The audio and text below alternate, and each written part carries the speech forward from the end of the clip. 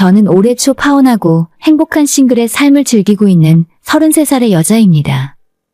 최근 들어 주변 지인들의 결혼한다는 소식이 유난히 많이 들려오는 것 같은데 제가 악담을 하는 건 아니지만 결혼을 준비하다 보면 저처럼 파혼을 하는 사람들도 나오게 마련이더라고요. 이유 없이 결혼하는 사람 없듯이 파혼하는데도 다 각자의 이유와 사연들이 있습니다.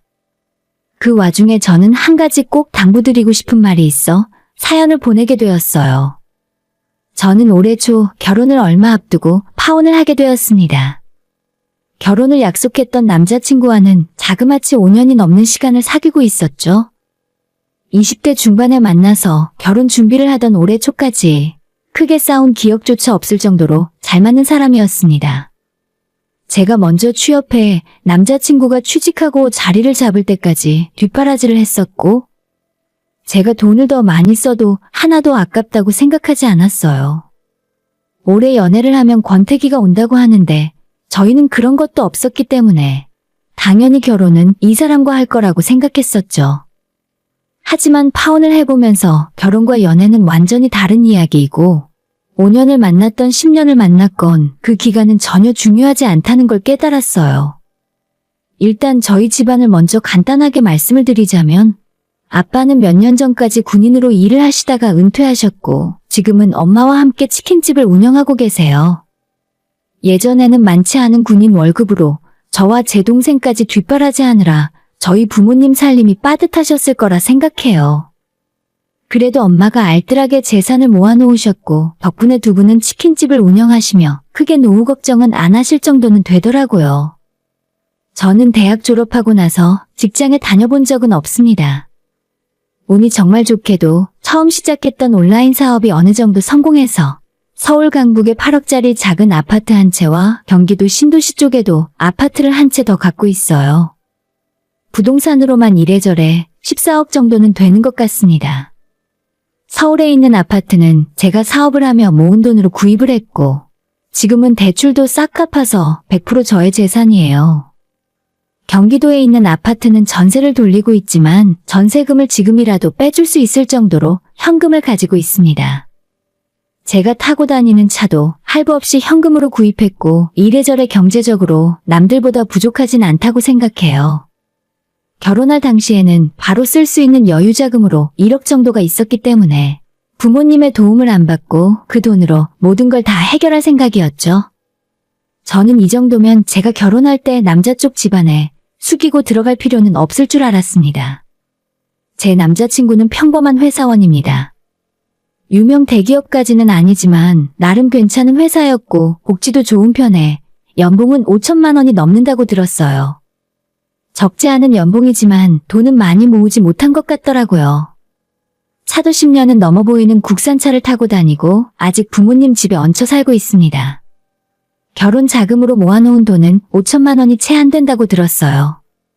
경제적인 부분은 저희가 결혼을 준비하면서 대략적으로 서로 오픈을 하게 된 거지만 남자친구에게 저의 모든 재산을 다 알려주지는 않았습니다.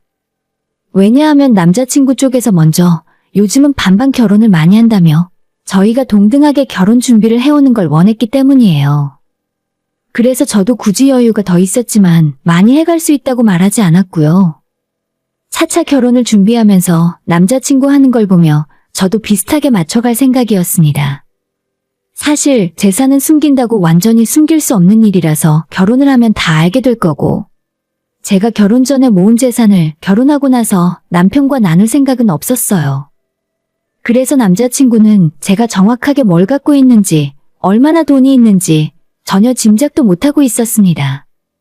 그래도 연애 초기에 제가 서울 아파트를 구입하고 대출 갚느라 한참 힘들어 하던 걸 옆에서 봤기 때문에 그 집을 갖고 있다는 것 정도는 알아요. 그 뒤로는 뭘 산다고 말을 해본 적이 없었기 때문에 지금까지도 제가 그 아파트 하나만 있는 줄 알고 있을 겁니다.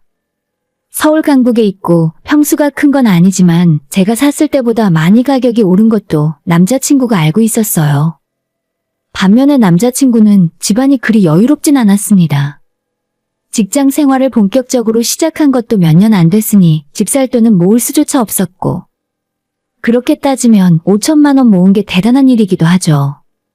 항상 경제적으로 여유가 있었던 저와는 달리 남자친구는 데이트를 하면서도 푼돈에 떨며 돈돈거렸어요.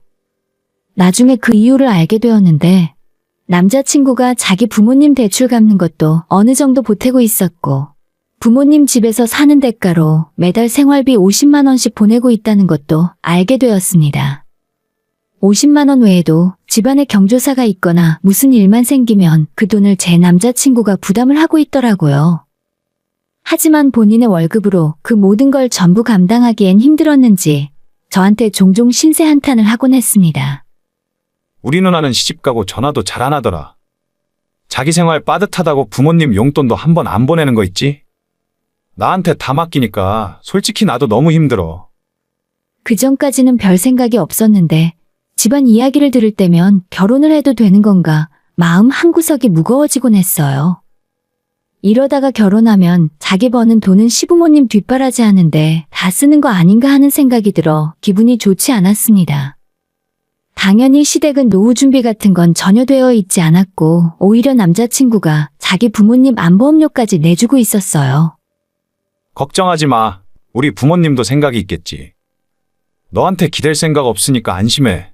해도 내가 알아서 할게. 아니, 그게 말이 되는 소리야?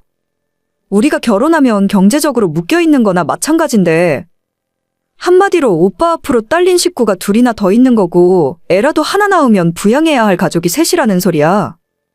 남자친구와 이 주제로 대화를 하면 항상 민감하게 반응했고 그럴 때마다 크고 작은 말다툼이 항상 있었어요. 저는 부모에게 도움받을 생각은 없지만 최소한 우리가 먹여 살리는 상황이 오는 건 피하고 싶었거든요. 그런 생각을 하는 제가 속물은 아니잖아요. 조금 정이 없어 보일지는 몰라도 제가 현실적인 사람이라고 생각해요. 하지만 남자친구는 부모의 노후는 어느 정도 자식이 감당을 해야 하는 의무라고 느끼고 있는 것 같았습니다.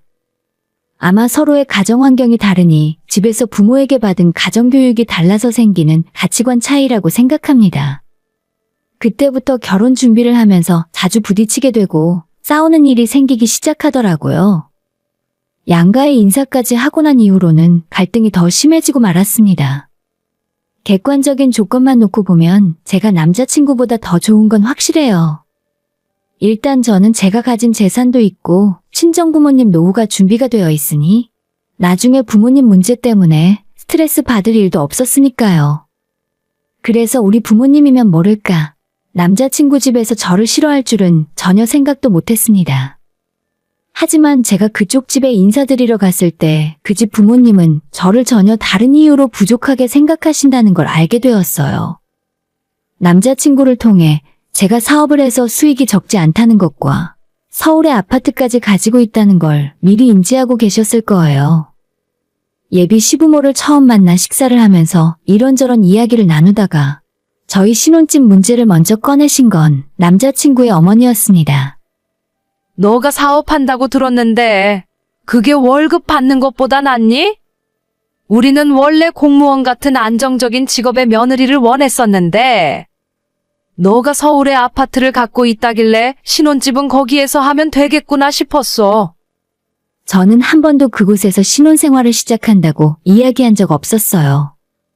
그 아파트가 작고 오래된 데다 저와 남자친구의 출퇴근 거리까지 너무 멀기 때문에 신혼집으로 쓸 생각도 없었거든요. 그래서 지금 혼자 살고는 있지만 결혼하면 세를 놓고 친정집 근처에 새로 생긴 신축 아파트에서 전세를 살 계획을 갖고 있었습니다. 하지만 제 대답을 들은 예비 시어머니의 얼굴 표정이 순식간에 딱딱하게 굳었습니다. 그래? 그럼 전세금은 우리 아들도 같이 보태야 하겠네. 너가 집이 있으니 조금 편하게 해결할 수 있을 것 같았는데. 그럼 너 현금은 얼마나 있어? 결혼 자금으로 쓸 수 있는 돈이 얼마나 있는 거야?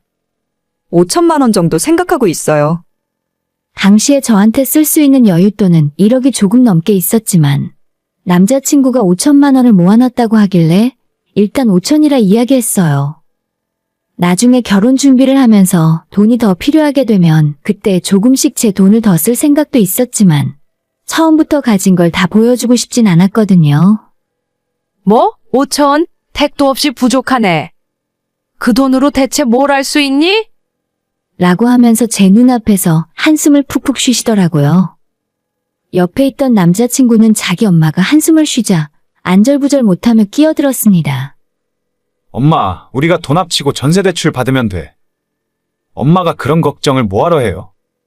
아니, 내가 어떻게 걱정을 안 하니? 너희 누나를 봐라. 결혼 전에 알뜰하게 모아서 대출 하나 없이 집 구하고 시집 갔잖니. 결혼한다는 애가 5천밖에 없다는데 내가 걱정이 안 되겠어? 그 집안 식구들이 하는 이야기를 듣고 있는데 내가 엄청난 죄를 지은 것 같았습니다. 내가 왜 그런 기분이 들어야 하는지도 모르겠고 이 결혼이 내가 굽신거리며 해야 할 일인가 하는 마음에 기분이 점점 이상해졌어요. 남자친구와 저는 벌이는 말할 필요도 없이 최소 5배 이상 차이가 나며 결혼도 막상 준비하다 보면 거의 제가 주도해서 진행해야 할 것이 불을 보듯 뻔한 일이잖아요. 근데도 남자친구 부모님들이 한숨을 쉬며 제가 모아둔 돈이 없다고 타박을 하시는 걸 듣고 있으니 기분이 묘했습니다. 한참 뒤에 저한테 한다는 소리가 차라리 제 집을 팔고 그 돈으로 전세를 얻던지 대출을 안 받는 쪽으로 생각해보라 하더라고요.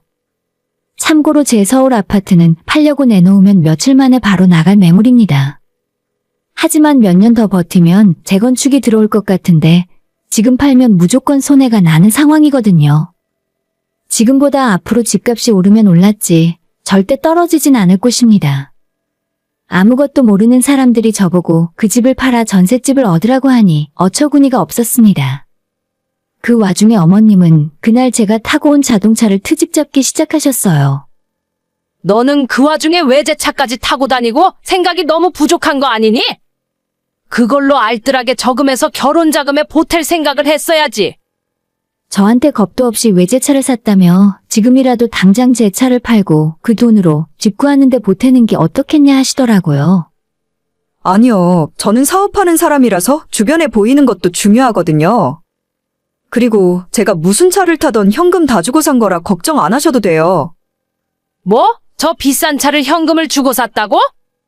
겁도 없다 겁도 없어. 그러니 결혼할 돈이 없지. 저를 완전히 대역죄인으로 만드시더라고요. 자기 아들한테는 아무런 말도 안 하시면서 왜 저한테만 기준을 높게 잡고 돈을 더 가져오라 닥달이신지 속이 상하고 많이 혼란스러웠습니다. 그런데 정말 재미있는 건 잔뜩 못마땅한 얼굴을 하고 있으면서도 자기 아들이랑 결혼을 안 시키겠다는 말은 안 하고 상견례는 언제 잡을 거냐 물으셨습니다. 저는 이미 돈을 더 가져오라 눈치 줄 때부터 머릿속이 혼란스러웠기 때문에 결혼이고 뭐고 그날 대화가 더 이상 머리에 들어오지도 않았어요. 자리를 마무리하고 집에 돌아와서 저희 부모님이 예비 시부모가 어떠냐고 물어보시는데 솔직하게 대답을 못하겠더라고요. 제 부모님은 이미 결혼 승낙을 하신 상황에서 제가 그 집안 부모들한테 이런 꼴을 당하고 왔다는 걸 알게 되면 엄청 실망하실 것 같았어요. 결혼 안 하겠다는 말도 못하겠고 일단 상견례 날짜를 잡으라고 했다는 말만 하고 말았습니다. 그리고 나서 며칠 동안 저는 큰 고민에 빠지게 되었어요. 연애만 할 때는 보이지 않았던 남자친구와 예비 시댁의 경제력이나 전혀 준비가 안 된 것 같은 노후 문제, 그 와중에 제가 모아둔 현금이 부족하다며 한심해하는 시부모의 태도까지 모든 상황이 제 머리를 어지럽게 했습니다. 그래도 인사를 하러 다녀오면 그쪽 부모가 나를 어떻게 생각하는지 궁금하긴 하잖아요. 남자친구에게 오늘 어땠냐고 물어보고 또 한 번의 충격을 받게 되었습니다. 우리 엄마? 엄마는 너 마음에 든다고 하시던데. 빨리 상견례 날짜 잡고 결혼 준비하래. 아, 그래? 아까 오빠네 어머님이 나를 너무 안 좋아하시는 것 같아서. 원래 아들 있는 엄마들이 좀 그렇잖아. 자기 아들이 더 잘났고 아깝게 생각하시는 거지. 그러니까 너도 우리 엄마한테 예쁨 받으려고 노력 좀 더 해봐. 남자친구 입에서 예쁨 받으려 노력하라고 하니 기분이 너무 좋지 않았어요. 제가 굳이 그 집안 부모들에게 예쁨 받을 행동을 해야 할 이유를 모르겠더라고요. 나보고 예쁨 받을 짓을 하라고? 그거 어떻게 하는 건데? 그럼 오빠는 우리 부모님한테 뭐라도 노력한 적 있어? 그냥 내가 마음에 안 든다고 하시면 결혼 안 하면 그만이잖아. 뭘 그렇게 예민하게 반응해? 말이 그렇다는 거지. 근데 보통 며느리가 시어머니한테 잘 보이려고 애쓰는 건 당연한 거 아냐? 남자친구와 전화통화를 끊고 고민이 깊어진 저와는 달리 남자친구와 예비 시댁 쪽은 제가 그 집안 며느리라도 된 것처럼 저를 대했습니다. 얼마 후에 남자친구 아버지 생신이 다가왔을 때 저한테 저녁을 같이 먹자며 집으로 오라 하더라고요. 그때도 갈까 말까 많이 망설였는데 어른이 초대까지 한 마당에 딱 잘라 거절하는 건 너무 예의가 아닌 것 같아서 찾아갔어요. 생신이기도 하고 선물을 뭘 사가야 하나 고민하다가 백화점에서 영양제를 사서 들고 갔습니다. 그러나 이날은 제가 결혼을 그만두기로 확신하게 된 날이 되어버리고 말았어요. 약속 시간에 맞춰 예비 시댁을 찾아갔더니 남자친구 어머님은 아직 음식 준비 중이셨고 저는 뭐라도 도와야 할 것 같아서 주방에서 서성거리고 있었죠. 별로 도와줄 것 없다고 앉아있으라고 했지만 저는 왔다 갔다 차려진 음식을 식탁으로 나르는 거라도 하고 있었습니다. 그때 어머님이 하신 말씀이 제 귀에 들어왔어요. 결혼 전에 미리미리 자주 좀 와라. 그래야 가족처럼 서로 정도 들고 그러지 않겠어? 어차피 결혼하면 명절에 네 시누나 다른 친척들도 다 올 거야. 우리 집은 명절에 아들 며느리를 사돈댁이랑 나눠 쓸 생각 없어. 그냥 3일 내내 우리 집에서 푹 쉬다 간다고 생각해. 제 얼굴을 똑바로 쳐다보시며 이런 말을 하는데 순간 할 말이 없더라고요. 대답도 못하고 제가 벙쪄 있었더니 또다시 돈 이야기를 꺼내셨어요. 너 결혼 준비할 때 돈 부족한 건 생각 좀 해봤니? 집 팔기 싫으면 부모님들이랑 상의라도 해봤어?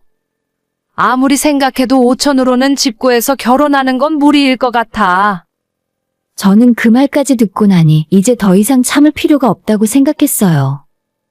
5천 하는데 결혼은 제 돈으로만 하는 거 아니잖아요. 왜 자기들이 보태주겠다는 말은 하나도 없고 자기 아들이 모아놓은 돈이 5천밖에 없어서 미안하다는 기색도 전혀 없는지 모르겠더라고요. 그래서 빨리 이 집구석에서 나가야겠다 생각이 들었습니다. 어쨌든 초대받아온 자리이니 식사만 대충 하고 아무거나 핑계를 대고 나갈 궁리를 하고 있었는데 시어머니가 식탁 위에 있는 음식은 자기 아들과 아버님 쪽으로 전부 옮겨놓은 채 제 앞에는 김치와 밑반찬만 차려져 있게 되었습니다. 보통 이런 자리에서는 손님에게 많이 먹으라고 하는 게 정상이건만 아주 당연히 몸에 배인 습관처럼 자기 집안 남자들 챙기느라 저는 신경도 쓰지 않았어요. 눈앞에서 이리저리 접시를 옮기는데 안 그래도 짜증이 난 상황에 순간 열이 받아서 한마디 하고 말았어요. 어머님, 갈비는 제 손 닿지도 않는 곳으로 가버렸네요. 오빠 입만 입인가요? 저도 갈비 좋아해요. 어차피 결혼할 마음도 싹 사라졌고 이 집안 식구들 오늘 이후로는 더 이상 볼 일 없을 것 같아서 속마음을 그대로 이야기해버렸습니다. 내가 그랬니? 갈비 너도 많이 먹어라. 하면서 제 밥그릇에 갈비를 한 점 옮겨주시고는 그냥 신경도 쓰지 않았어요. 적당히 식사를 마무리하자마자 저는 집에 일이 있어서 일찍 가보겠다고 서둘러 인사하고 일어나려고 했어요. 하지만 어머님이 저를 붙잡으면서 결혼 문제로 상의할 것이 많은데 왜 벌써 가려고 하냐며 앉아있으라 하더군요. 아니요, 괜찮아요. 나중에 오빠 통해서 듣던지 할게요. 저는 바빠서 이만. 남자친구가 저를 주차장까지 배웅을 해줬는데 제 행동 때문에 기분이 상했는지 엘리베이터 안에서 아무런 말이 없었습니다. 저도 별로 할 말 없어서 가만히 있었더니 어색한 분위기가 감돌았습니다. 한참 뒤에 남자친구가 먼저 입을 열었고 밥 먹자마자 일어나서 집에 간다고 하는 이유가 뭐냐 묻더라고요. 그냥 우리 엄마 하는 말에 맞춰주면 안 돼? 꼭 그렇게 불편한 티를 팍팍 내야겠어? 오늘 같은 날 점수 좀 따면 좋잖아. 별로 점수 따고 싶지 않은데? 아까 어머님 하시는 말씀 못 들었어?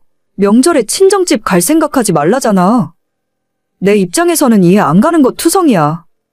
그러자 남자친구는 또 제가 별것도 아닌 일로 예민하게 군다며 저보고 너무 이해심이 없는 것 같다 하더라고요. 어차피 결혼하면 그때그때 조율하면 그만이지. 꼭 이렇게까지 해야겠어? 그것보다 엄마가 우리 신혼집 문제로 걱정이 많으신 것 같은데 일단 그걸 먼저 해결해야겠어. 부모와 자식이 진짜 똑같구나 싶더라고요. 분위기가 이런데 어떻게 집 이야기를 또 할 수 있을까 하는 생각이 들었습니다. 결혼 비용 이야기 잘했네. 나보고 모아둔 돈이 부족하다고? 내가 오빠보다 몇 배는 더 모아놨을 텐데 내가 부족한 거야? 우리 엄마가 그런 말을 한 건 내가 대신 사과할게. 근데 그건 그냥 어른들이 걱정해 주시는 것뿐이잖아. 왜 이렇게 이해심이 없어? 끝까지 저보고 이해를 못해서 생기는 문제라는데 너무 속이 답답했어요. 저보고 지금 이 상황을 어떻게 더 참고 이해하라는 건가 싶더라고요. 가뜩이나 스트레스가 머리끝까지 올라와 있는데 여기서 남자친구의 한마디가 결정타를 날리고 말았습니다. 내가 생각을 좀 해봤는데 우리 지금 현금이 너무 부족하잖아. 그래서 말인데 너가 갖고 있는 그 아파트를 우리 부모님한테 드리는 게 어떨까? 그 말을 듣자마자 무슨 기가 막힌 개소리를 하나 싶어 더 들어보기로 했죠. 우리가 엄마 사는 집에 들어가서 살고 부모님을 그 아파트에서 사시게 하자. 내가 봐도 자기가 가진 그 아파트는 지금 팔기 너무 아까워서 그래. 그래? 그럼 그냥 집만 바꿔서 살자고?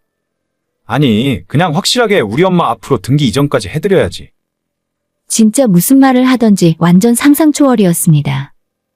왜 남의 재산을 지들끼리 팔고 말고 누구 앞으로 명의를 바꾸네 만에 이런 결정을 하고 있는지 모르겠어요.